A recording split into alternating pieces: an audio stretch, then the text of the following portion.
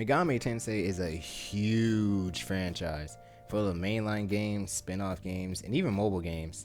For newcomers, it may seem very overwhelming and daunting to play them all, but don't worry, with this quick little step-by-step guide, you'll be able to get into the Megami Tensei franchise very easily, starting with the big one. Persona is definitely the biggest out of all the MegaTen series, especially in recent years with games such as Persona 5 and Persona 3 Reload. Now for the mainline Persona games, it's actually pretty simple to get into. All of the games are connected, but each have their own story, characters, and themes, so it's easy to pick from 1 through 5 and jump right in. Well, mostly. You see, if I had to choose which Persona games to start off with, I would go with Persona 3 Reload, Persona 4 Golden, or Persona 5 Royal. All three of these games are the most up-to-date and definitive versions of their respective games. Well, I guess up until Persona 4 Revival comes out, which will replace Persona 4 Golden in this discussion. With that being said, if you want to play the supposedly best version of Persona 4, go for Persona 4 Revival. Although at the time of this video, the game isn't out yet, so we don't have an idea if the remake is good or not. So if you want to play it safe, or you just don't want to wait, Persona 4 Golden still holds up really well and it's a great place to start off. If you want more up-to-date experiences, play Persona 3 Reload and Persona 5 Royal, as they have arguably the best gameplay in the Persona series. Now you may be wondering, MegaTen, what about Persona 1 and 2? Well, Persona 1 and 2 are great games, don't get me wrong, but I would not recommend them to start off since gameplay wise, they are definitely the hardest to get into due to their age. So unless you have a tolerance for old gameplay mechanics or you really want to start from the beginning, I'd say don't start with Persona 1 and 2 as a newcomer, especially since, unless you use emulation, allegedly, the games are still stuck on some old ass consoles, while Persona 3 through 5 are available pretty much everywhere nowadays. Overall, Persona is a great series and I definitely recommend it to all newcomers at MegaTen, although if you want a more challenging experience,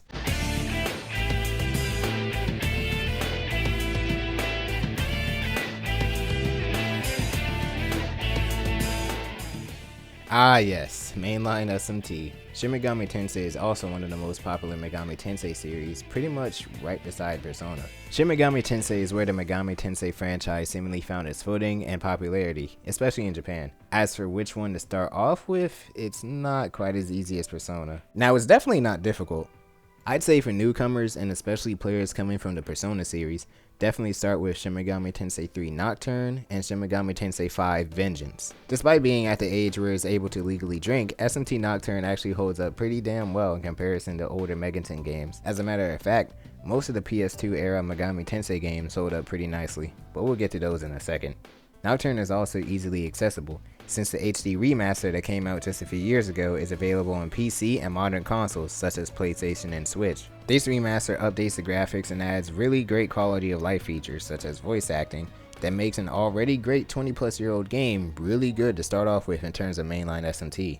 SMT 5 is also a really great place to start off with too, seeing how it's the most recent entry in the series and the most up-to-date in terms of gameplay. Just like with the Persona games, SMT 5 got an enhanced version known as Shin Megami Tensei 5 Vengeance, which adds more quality of life features, gameplay updates, and even a whole separate campaign included along with the original one. This game is also very easily accessible since it's on every platform, so it's a good choice to hop into the world of SMT. Now you may be asking, what about SMT 4?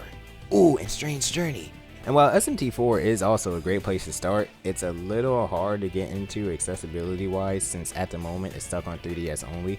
Again, unless you allegedly emulate the game. And I definitely wouldn't recommend Strange Journey to beginners since gameplay wise it might be a little too challenging.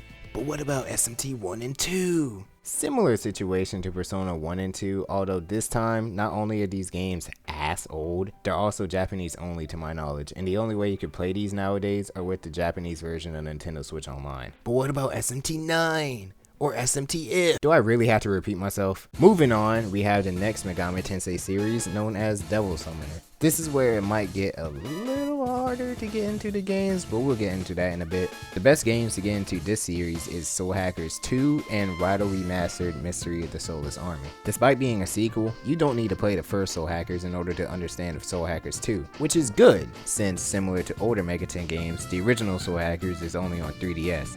And if you really want to go back, you can play the Japan-only Sega Saturn version, which both aren't really accessible for obvious reasons. Reception on Soul Hackers 2 is a little mixed, so if you want to play it safe in terms of quality, go for mainline SMT or for Persona. Otherwise, go ahead, give it a shot. Another very accessible game in the Devil Summoner series is Raidou Kuzunoha vs. the Soulless Army. Just earlier this year, the game got a remaster for modern consoles and PC, which makes it a decent starting off point. Although with this one, instead of being a turn-based RPG, it is instead an action RPG. So it's pretty different gameplay wise compared to most of MegaTen, although some core features and mechanics stay intact. Although in my opinion, if I had to recommend which series to start off with more, it'd still be Persona or SMT. But the Devil Summoner games aren't a bad starting off point either. Overall, I say those are some good games to start your MegaTen journey on. Although as I mentioned before, most of the PS2 MegaTen games hold up really well, but a lot of those either got updated versions or are still stuck on said system. Same with DS and 3DS games.